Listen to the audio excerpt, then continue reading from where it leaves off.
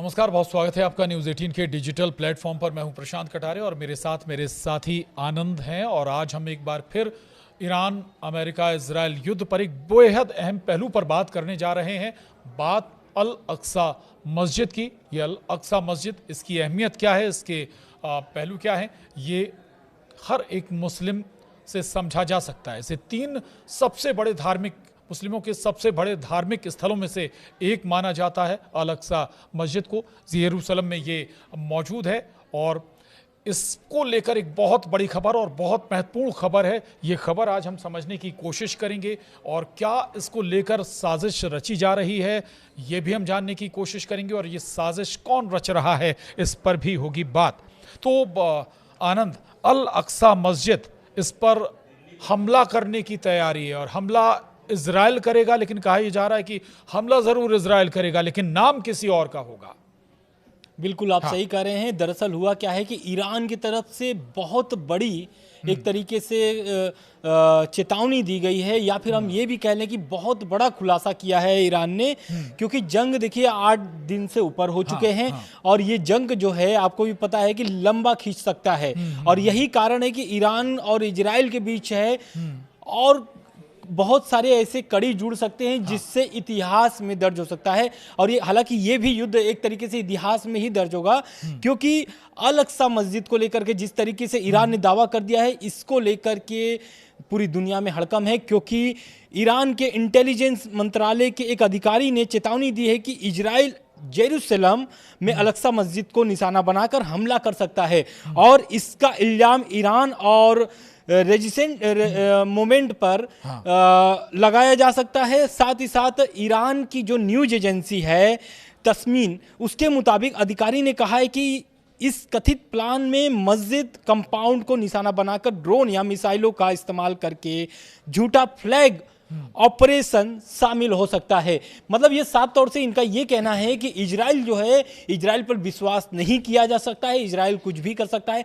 Israel Jerusalem में अल अक्सा मस्जिद को उड़ा करके इसका इल्जाम ईरान पर लगा सकता है। उनका सीधे सीधे ये आरोप है। साथ ही उन्होंने उनका जो दावा है, उन्होंने ये दावे में भी एक बड़ा खुलासा किया है। उन्होंने कहा है कि हमला अल कुद्स डे से पहले किया जाएगा। अल कुद्स डे यानी कि जेरूसलम डे के पहले किया जाएगा, जो हर साल रमजान के आखिरी शुक्रवार को मनाया जाता है, ताकि अरब और मुस्लिम देश दुनिया को ईरान और उनके खिलाफ भड़काया जा सके। तो इसको लेकर के देखिए इन्होंने जो दावा किया है, ये साफ तौर से ये नज़र आता है कि तनाव जो है कि अब कम होने वाला नहीं है और बढ़ने वाला है। क्योंकि ये जो दावा कर रहे हैं इनको कुछ ऐसे मतलब सबूत लगे होंगे, या फिर ये जो दावा है डर का भी दावा हो सकता है। क्योंकि जिस दिन या फिर जिस दिन के जेरूसलम डे के पहले जो ये हमला होगा, तो इससे ये मैसेज जाएगा, क्योंकि यरूशलेम जो है, अल अक्सा मस्जिद जो है, आपको भी पता है कि उसकी अहमियत क्या है। अहमियत के बारे में हम आगे थोड़ा सा आपको बताएंगे भी। लेकिन अल माइदी ने ईरानी सोर्स के हवाले से कहा है कि ये ईरान के अमेरिका इजराइल के साथ टकराव के बाद इस्लामिक दुनिया में बढ़ते असर को कमजोर करने की कोशिश है। बिल्कुल। तो अल अक्सा मस्जिद को लेकर ये जानकारी भी निकल कर आई थी आनंद की वहां से लोगों को धीरे धीरे हटाया जा रहा है, खाली किया जा रहा है। यानी उस साजिश की ओर इशारा भी ईरान कर रहा है कि भाई कैसे ये साजिश रची जा रही है और कैसे इसका इल्जाम ईरान पर और रेजिस्टेंस फोर्सेस पर, जिसका जिक्र आप कर रहे थे, उन पर डाला जा सकता है। बिल्कुल। और अमेरिका ने ये जो अधिकारी है, ईरान के जो अधिकारी है, इंटेलिजेंस मंत्रालय के जो अधिकारी हैं, उन्होंने साथ में ये भी दावा किया है कि अल अक्सा मस्जिद के पास आसपास के जो इलाके हैं उसको धीरे धीरे खाली कराया जा रहा है, वहां से धीरे धीरे लोगों को निकाला जा रहा है, जो कि कथित तौर पर गुरुवार से शुरू हो रहा है। और ये इशारा किया जा रहा है कि ये कदम एक तरीके से एक प्लानिंग है इजराइल का, जो कि इसे उड़ा करके ईरान पर एक बहुत बड़ा दाग लगाया जा सके। साथ ही साथ देखिए, आपको मैं एक और रिपीट करता हूं उस खबर को, जो खबर हम लोगों ने कल बताया था, क्योंकि ये खबर उसी से जुड़ा हुआ है। जैसा कि मैंने आपको बोला कि ये जो दावा अधिकारी कर रहे हैं, कहां से कर रहे हैं, तो इसका ये सोर्सेस है कि उन्होंने ये जो सोर्स बताया है, सोर्स ये बताया कि रमजान के बीच में अल अक्सा मस्जिद में जुम्मे की नमाज को रद्द कर दिया गया था। यानी जो कल जुम्मे की नमाज होने वाली थी वहां पर जुम्मे की नमाज नहीं होती है, और वो भी रमजान के समय में।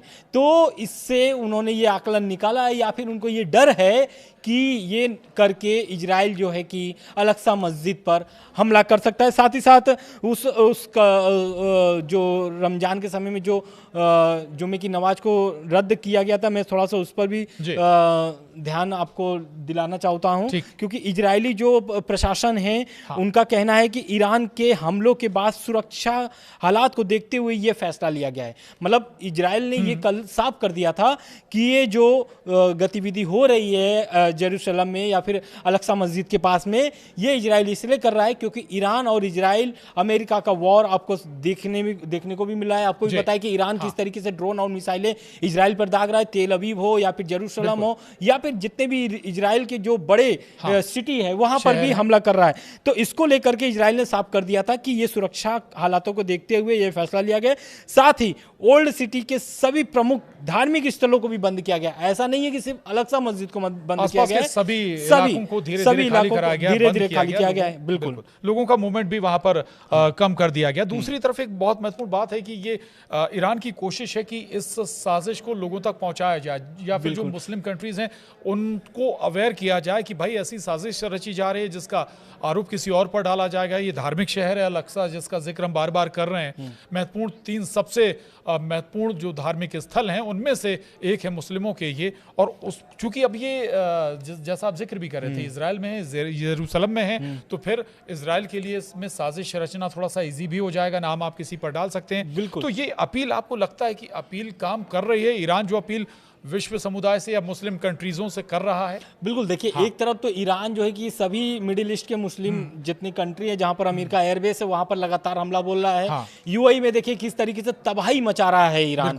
लगातार वहां पर ड्रोन मिसाइलें दाग रहा है। कई तो ऐसे दावे आए हैं कि इस 8 दिनों में लगभग 1300 हमले किए जा चुके हैं। तो इसको लेकर के ये भी टेंशन है। लेकिन एक तरफ ईरान के जो अधिकारी हैं वो अंतर्राष्ट्रीय समुदाय से अपील कर रहे हैं कि इस जो गतिविधि है या फिर जो ये प्लान है या फिर जिसका डर है इस पर नजर डालना जरूरी है। यही कारण है कि ईरान के अधिकारी ने मुसलमानों और इंटरनेशनल कम्युनिटी से कहा है कि वे इजराइल और उनके पश्चिमी साथियों को पवित्र जगहों को निशाना बनाकर कोई भी ऑपरेशन करने से रोकें उनको, क्योंकि अगर यहां पर हमला होता है तो ऐसा नहीं है कि सिर्फ मिडिल ईस्ट या फिर इजराइल या फिर ईरान, सभी दुनिया के सभी मुस्लिम भाइयों को ये तकलीफ होगी अगर वहां पर कोई भी ऐसी गतिविधि या फिर कोई भी हमला होता है। और साथ ही उन्होंने ये भी जोर डाला है कि अल-अक्सा मस्जिद पर हमला एक गंभीर जुर्म होगा, क्योंकि ये इस्लाम के खिलाफ है। इस्लाम के खिलाफ आप कोई भी धार्मिक अगर स्थल को अगर नुकसान पहुंचाते हैं तो ये एक तरीके से जुर्म है। बिल्कुल किसी भी धर्म का कोई धार्मिक स्थान है नहीं निशाना बना सकते हैं। बिल्कुल। और इसको लेकर के ये ईरान के अधिकारी को जो डर है वो इसको आकर के स्पष्ट किए हैं, अपनी बातों को रखे हैं उन्होंने। साथ ही चाहूंगा कि अल-अक्सा मस्जिद की अहमियत एक बार फिर से हमारे दर्शकों को समझाएं, जिसको लेकर ये पूरी साजिश रची जा रही है। क्यों इजराइल को लगता है कि अगर हम ऐसा करेंगे तो ईरान की जो छवि है या कहें कि एक लड़ाके की छवि है उस पर एक बड़ा दाग लगाया जा सकता है। बिल्कुल। देखिए इस बीच दरअसल हुआ क्या है कि अल कुड्स गवर्नमेंट जो है उन्होंने बताया कि इजरायली पुलिस ने शुक्रवार को नमाज के लिए अल-अक्सा मस्जिद को बंद कर दिया था, जिससे जुम्मे की नमाज नहीं हो पाई। बता दें कि ईरान के खिलाफ हमले की शुरुआत से ही इजरायली सेना ने मस्जिद में जाने से रोक लगा दी थी। मतलब जो अल-अक्सा मस्जिद है वहां पर जाने से रोक लगा दी थी। साथ ही रमजान के महीने में तरावीर की रमजान पढ़ने पर भी रोक लगाई हुई है। तो ये स्पष्ट हो गया है कि ये जो मस्जिद है अल-अक्सा मस्जिद है, आप समझिए कि कितना अहमियत होता है। अल-अक्सा मस्जिद का अहमियत क्या है, मैं थोड़ा सा आपको ये भी स्पष्ट कर देता हूं कि अल-अक्सा मस्जिद सिर्फ एक इमारत नहीं है, ये बल्कि मुसलमानों की आस्था, पहचान और इतिहास का हिस्सा है। साथ ही ये मस्जिद इस्लाम के 3 सबसे पवित्र स्थलों में से एक है और इसका दिल से जुड़ाव हर मुसलमानों के लिए बेहद ही खास हो जाता है। साथ ही इस मस्जिद का जिक्र पवित्र किताब कुरान में भी सूर अल इसरा में मिलता है। तो समझिए कि इसका कितना अहमियत है। साथ ही इसको पहला किबला भी कहा जाता है अल-अक्सा मस्जिद को। और इस्लाम के शुरुआती दौर में करीब 16 से 17 महीने तक मुसलमानों के लिए ये पहली किबला था। किबला यानी कि वह दिशा जिसकी तरफ मुंह करके नमाज पढ़ी जाती थी जी। और अब ये किबला जो है कि मक्का का काबा है। बिल्कुल बड़ी महत्वपूर्ण बात आपने कही। अच्छा, एक और बात महत्वपूर्ण बात जो बार बार जिक्र हो रही कि आखिर ये युद्ध लंबा चलेगा कितना, ये सवाल आज भी वही है। हालांकि ट्रंप कहते हैं कि 3 से 4 हफ्ते और चलेगा, 4 से 6 हफ्ते चलेगा, लेकिन ईरान कहता है कि हम 2 साल तक लड़ने के लिए तैयार हैं। ईरान के खास दूत वो कहते हैं कि हम 2 साल तक की पूरी तैयारी, हम 2 साल तक ये अमेरिका इजराइल से एक साथ लड़ सकते हैं। बिल्कुल ऐसी कैसी तैयारी है ईरान की, थोड़ा ये भी समझाइए। देखिए, जिस तरीके से ट्रंप का जो बयान आया था कि ट्रंप का कहना था कि बिना कोई शर्त ईरान सरेंडर कर दे, इसको लेकर के बयान आया है। और वो बयान जो है कि भारत में प्रतिनिधि जो है अब्दुल मजीद हकीम इलामी का बयान है। और ये बयान में उन्होंने ये बोला है कि ईरान ने बहुत बड़ा नेता यानी कि supreme leader Ayatollah Ali Khamenei को खो चुका है और अब वो झुकने वाला ईरान नहीं है, लगातार हमला करता रहेगा। उनका अगर हम बयान कोट करें तो उन्होंने कहा है कि हम 1 हफ्ते के अंदर में सुप्रीम लीडर को चुन लेंगे।